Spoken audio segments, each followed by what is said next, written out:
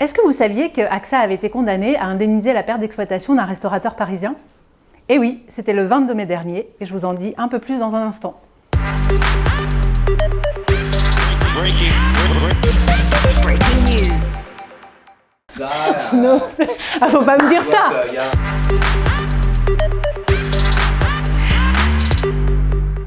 C'est l'histoire d'un restaurateur parisien qui s'est retrouvé le 15 mars 2020 à devoir fermer son resto à cause du Covid-19. Il avait un contrat AXA qui permettait l'indemnisation de la perte d'exploitation. Il contacte AXA et il lui demande de l'indemniser de sa perte de chiffre d'affaires.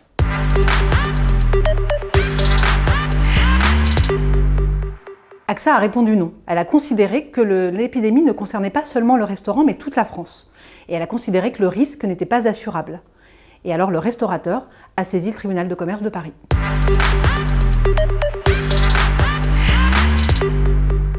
Et le juge a donné gain de cause au restaurateur parisien. Il a condamné AXA à verser au restaurateur 45 000 € et il a désigné un expert judiciaire qui évaluera la perte d'exploitation.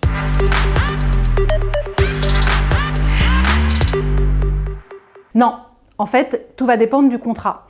Premièrement, il faut que le contrat prévoie expressément d'indemniser la perte d'exploitation. Et toutes les entreprises ne prennent pas un contrat comme ça. Et deuxièmement, il faut que le contrat prévoie expressément que l'épidémie est indemnisée au titre de la perte d'exploitation.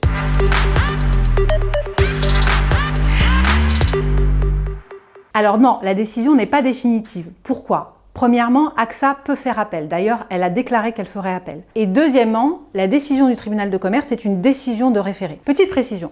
Le juge des référés, c'est le juge de l'urgence, c'est le juge de l'évidence. Il est là pour rendre des mesures provisoires, en attendant qu'un juge du fond, lui, examine le dossier dans ses tenants et ses aboutissants.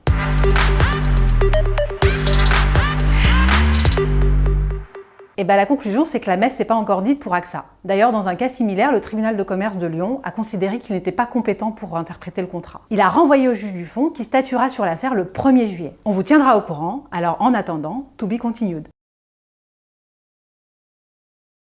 Ah, j'ai complètement oublié. N'hésitez pas à nous suivre sur les réseaux sociaux, à partager nos vidéos ou à nous contacter directement.